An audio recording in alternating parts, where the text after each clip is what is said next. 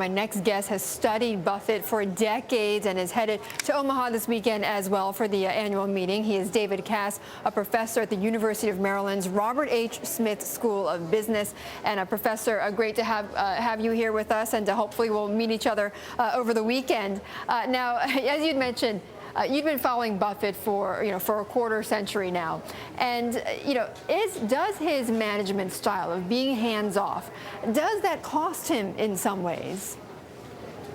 I don't believe so. I think Buffett is a very effective manager.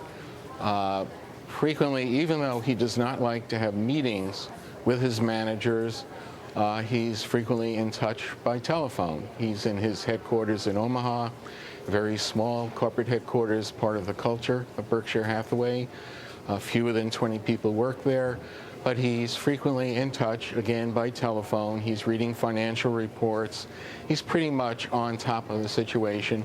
And as you mentioned, leading up to the segment, the problem with NetJets and Richard Santulli, NetJets, of course, Richard Santulli being replaced, immediately led to a turnaround at the company. They are now profitable. And I think it's part of the culture. He has a lot of faith in the management of the companies he has. Right. It's the primary reason that he acquires them. But for those that we talked to when we were doing the series, I mean, some had said, look, Buffett knew, let's give the example of NetJets. Buffett knew that debt was piling up at the air carrier. Why didn't he do anything about it sooner? Why did he wait until debt neared $2 billion? Well, I would think it's his faith in Richard Santulli. He has praised him over several years in his annual letters to shareholders.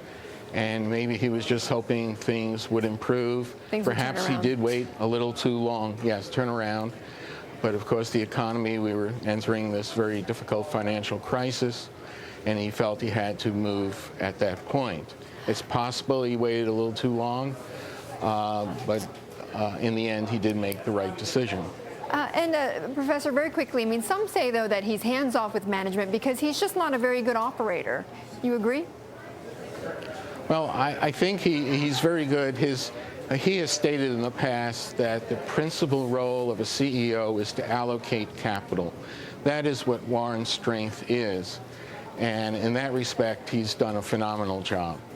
Okay, Professor, thank you very much for joining us, and I'll see you in Omaha. That is Professor David Kass of the Robert H. Smith School of Business at the University of Maryland.